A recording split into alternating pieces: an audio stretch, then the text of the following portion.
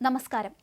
ഡൽഹിയിലെ തിലക് നഗറിൽ ക്രിക്കറ്റ് കളിക്കിടയിലുണ്ടായ തർക്കത്തിൽ 15 വയസ്സുകാരൻ കൊല്ലപ്പെട്ട സംഭവത്തിൽ കൂടുതൽ വിവരങ്ങൾ പുറത്ത്. 3 പ്രായപൂർത്തിയാകാത്ത ആൺകുട്ടികളുമായുള്ള സംഘർഷത്തിനിടെ 15 വയസ്സുകാരന്റെ കഴുത്തൊടിഞ്ഞതായിട്ടാണ് റിപ്പോർട്ട്. തിങ്കളാഴ്ച വൈകുന്നേരം പ്രാദേശിക പാർക്കിൽ ക്രിക്കറ്റ് മത്സരത്തെ ചൊല്ലിയുണ്ടായ തർക്കമായിരുന്നു അക്രമത്തിൽ അവസാനിച്ചതെന്നാണ് പോലീസ് അറിയിച്ചിരിക്കുന്നത്. ക്രിക്കറ്റ് കളിക്കിടെ കൊല്ലപ്പെട്ട കുട്ടിയും 12കാരനും തമ്മിൽ നിസ്സാര കാര്യത്തിന് വാക്കേറ്റമുണ്ടായി. ഇത് പിന്നീട് ഉന്തും തള്ളിലും കയ്യാങ്കളിയിലുമാണ് കലാശിച്ചത്. ഇതിന് പിന്നാലെ വീട്ടിലേക്ക് മടങ്ങിയ 12കാരൻ തന്റെ ബന്ധുക്കളായ 17ഉം 13 വയസ്സുള്ള കൗമാരക്കാരെയും കൂട്ടി തിരിച്ചെത്തുകയായിരുന്നു.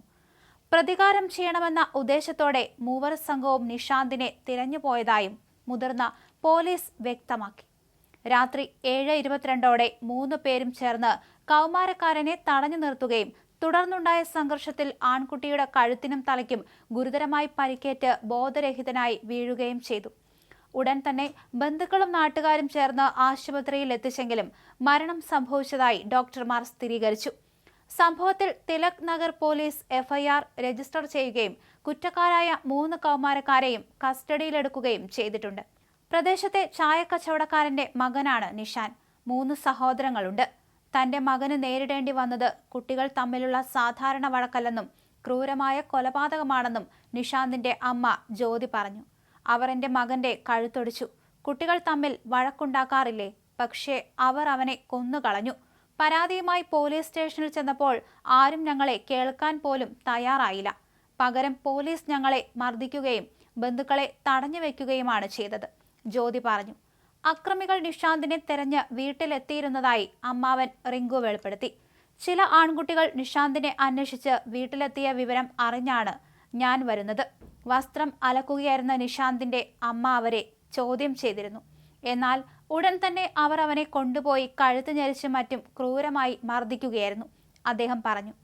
സാധാരണ കുട്ടികൾ തമ്മിലുള്ള ചെറിയ വഴക്കാണെന്ന് കരുതിയെങ്കിലും പിന്നീടാണ് മരണവിവരം അറിഞ്ഞതെന്നും അദ്ദേഹം കൂട്ടിച്ചേർത്തു.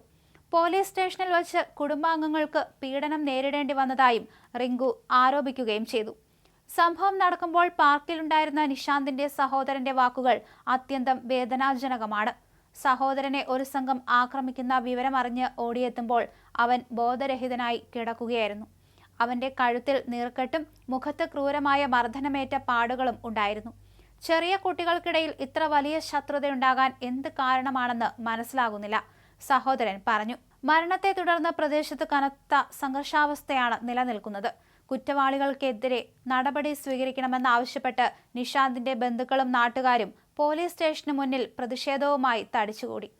അതേസമയം മറ്റു കുട്ടികൾ തമ്മിലുള്ള ഉടക്ക് പരിഹരിക്കാനായിട്ടായിരുന്നു നിഷാന്ത് എത്തിയത്. ഈ സമയമാണ് ഇത്തരത്തിൽ ക്രൂരമായി ഈ കുട്ടിയെയും മർദ്ദിച്ചത് എന്ന് പറയുന്നുണ്ട്. സംഭവത്തിൽ കൂടുതൽ അന്വേഷണം നടത്തുകയാണെന്ന് പോലീസ് പറയുകയും ചെയ്തു.